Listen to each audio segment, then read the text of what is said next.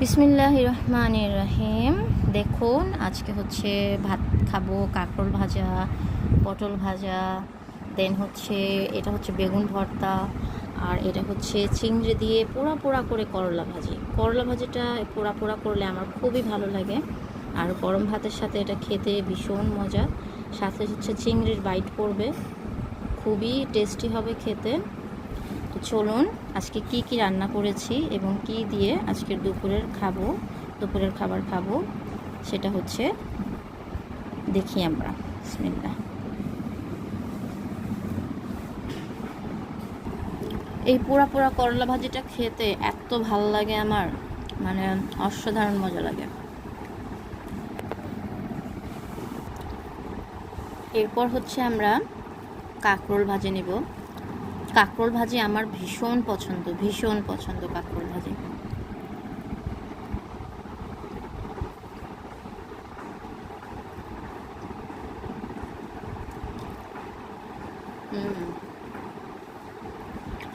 আমার গরম ভাতের সাথে খেতে অসাধারণ লাগছে। এখন নিচ্ছি পটল ভাজা।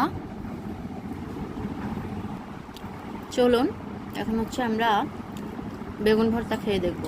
বেগুন ভর্তাটা দেখতেই কেমন ইয়াম্মি হয়েছে, তাই না? বেগুন ভর্তাটা আমি বানাইনি, অবশ্য এখানে কিছুই আমি রান্না করিনি। যা যা দেখতে পাচ্ছেন সব কিছুই আমার হেল্পিং হ্যান্ড আপা করেছে।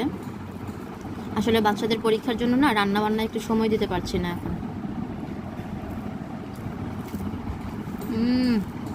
পোড়া বেগুনের ভর্তা কি যে মজা!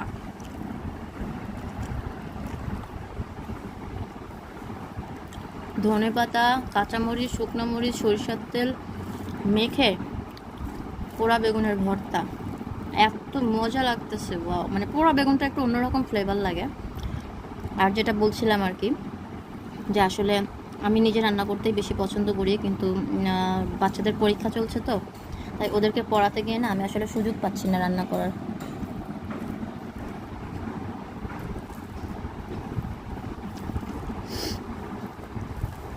বেশ ঝাল ঝাল হয়েছে, অন্যরকম টেস্ট লাগতেছে।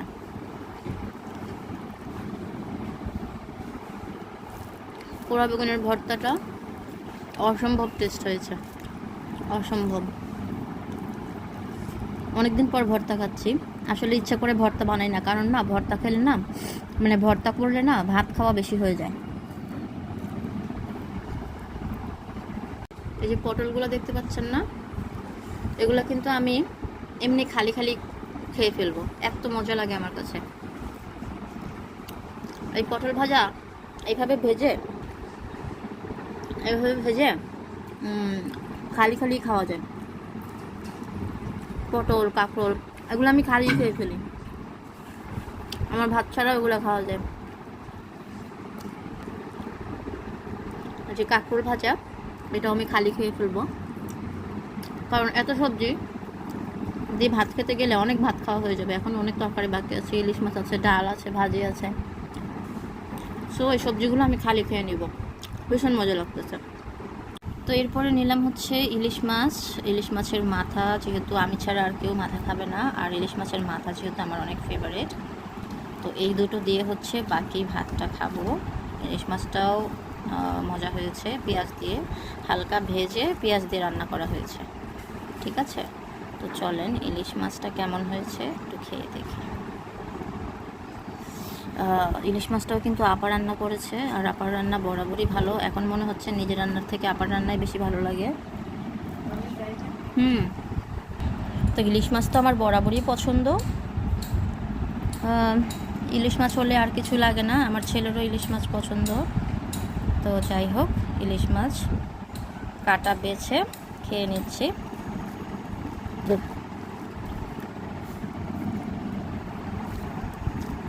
এরপরে নিব পাতলা ডাল, টমেটো দিয়ে।